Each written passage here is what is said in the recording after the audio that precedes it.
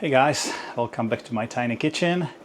Happy New Year. Today is the New Year Eve in a couple hours. So good luck with all your resolutions. And if one of them is to fix your diet, lose weight, eat healthy, then maybe if you've been following me, you know that I'm going to do a 30-day reset and I challenged you to do the same. And I do hope that you join me. So I'll talk about it a little bit more. By the way, I was going to show you some recipes, but then I thought many of you know how to cook. Many of you don't, so I don't want to include recipes and then it's a waste of video for people who know what they're doing, right? The idea is no processed food, but I will for some of you, so I plan to do these videos on yoga for guys not so sure about yoga. So for this reset I thought, well, I'll make some videos during the month about cooking for guys not so sure about cooking, but today I'll just talk about reset and some principles. So the reset means no alcohol, no coffee, no tea, just water, no cheese, no meat, no processed foods, no salt, no oil, just whole food plant-based diet for a month. I'm sure some of you are already thinking, I can't do that. So that's a lesson right there. If you say, I just can't live without cheese. First of all, you're undermining yourself. But second of all, it says something about your relationship with food. People live without cheese for thousands of years, right? So it's some kind of addiction. If you can't live without coffee, yes you can, you'll be miserable.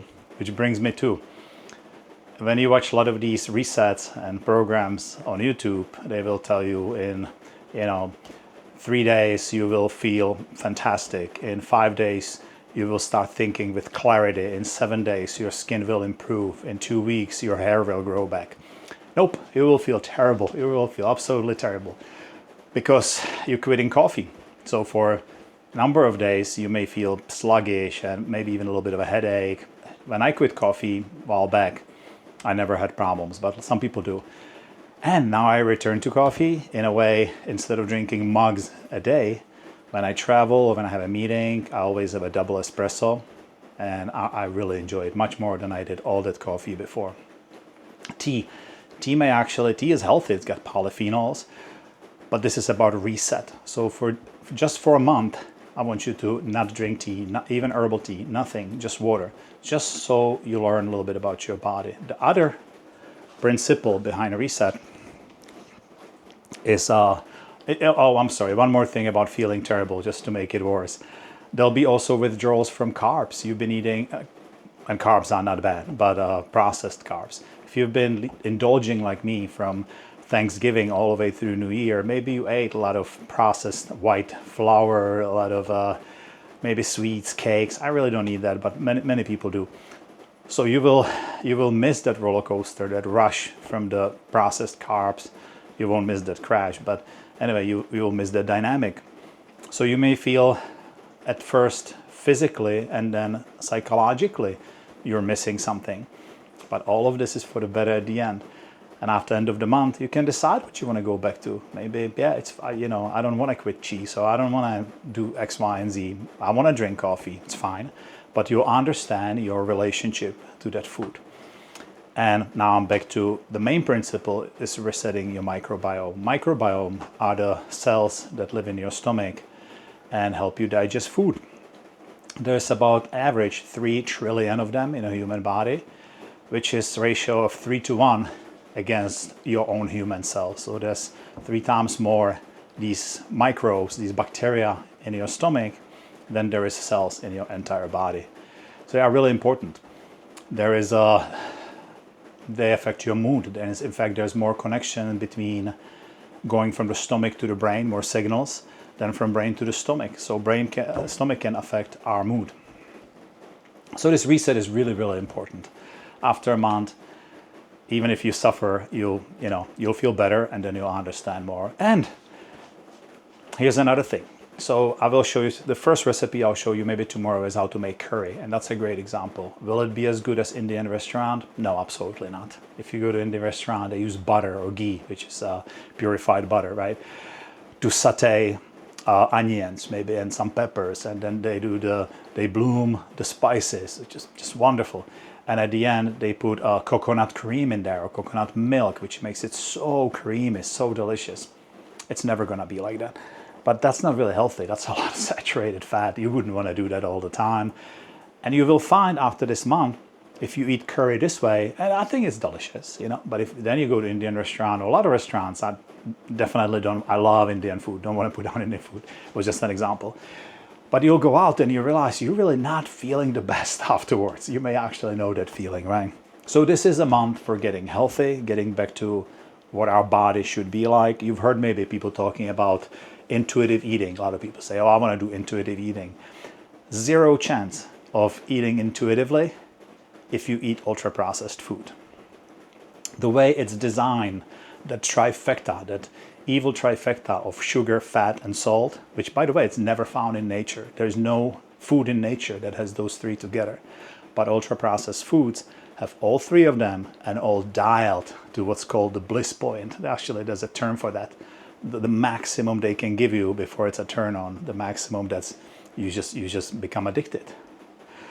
So that's part of the withdrawal problem too, and part of what's hard to beat, but it's bad for you. Having said that, the purpose of this is a reset, but some of you, maybe your New Year resolution is lose some weight, get on a diet. This is not a diet, but you are very likely to lose weight if you follow some basic principles. First of all, get rid of junk out of your house. I'm a big sucker for mayo. Some people love mayo, some people hate mayo. I'm a sucker for mayo.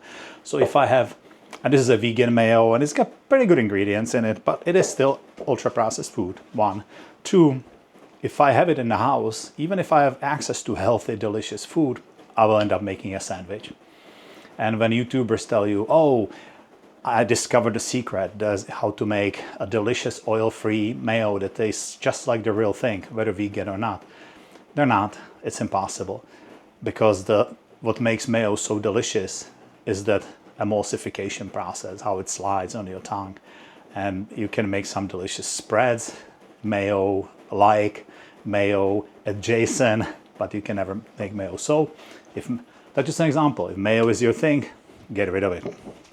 The other day I made a video about condiments that are not whole food plant-based. Just go to Costco, go wherever and read labels. I was just in Costco yesterday, look at it. Gourmet salsa verde, all natural ingredients, not a single ultra-processed ingredients. So you just have to read the labels. Now, if you want to lose weight, I want to talk about two really important principles. One is caloric density. What is that? That's how many calories does certain food have per pound of weight. And this is super important. Now, we already established we are eating healthy, but that's not the end, because we have healthy fats, nuts and seeds, avocado. That's super healthy, important for you. You need it. It's good for your brain. It's good for digesting certain mineral nutrients. But look at the density. So these delicious nuts, well, these are not a good example because they actually have a little bit of oil on them. But even if you take just roasted nuts with no oil or raw nuts, this is 180 calories per quarter cup serving. I want to show you. This is a quarter cup. And be honest, when you're sitting with a glass of wine, watching your favorite show, and this is in front of you, how many of these quarter cups are you likely to eat? If you're like me, this whole container, which is thousands of calories. So not a good idea. So that's a caloric density. Compared to, this is 4 or 5 servings of broccoli, frozen broccoli from Costco. I'll eat this whole bag with servings of potatoes. Throw it in the air fryer, throw some Costco salt-free seasoning or some balsamic vinegar, put it in the air fryer for 10 minutes. You gotta watch your air fryer, they're all different. Wonderful, delicious. And that's about 100 calories, this whole bag. Caloric density. So like, you can get so full. You can't even get enough calories if you eat stuff like this. And if you're hungry, if you're still starved, get another bag and a potato with it. By the way, potato is not your enemy. The sour cream and bacon and whatever you put on top of it, that's the enemy, not the potato. So half a plate of potato, half a plate of this, you can't even get enough calories. So caloric density. The other one, similar, but also important, is nutritional density. And that is how many nutrients can you get per the serving of food, or per pound, however you want to measure it.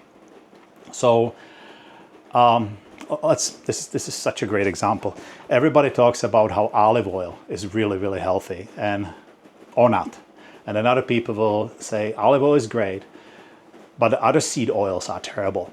Now they all of a sudden vindicated the seed oils. Seed oils are okay, and so is olive oil, and it goes back and forth. And please don't respond with something that you learned from your famous favorite YouTuber, because I've even read the research and it's still confusing. I'm still not sure. And there are people who I highly respect who can't, contradict each other about that. But here's my point. Olive oil is you're supposed to eat olive oil because it's high in polyphenols. Yeah, maybe. And it's actually maybe a little higher than olives because it's concentrating. But it would have to be freshly squeezed olive oil, cold pressed out of fresh olives.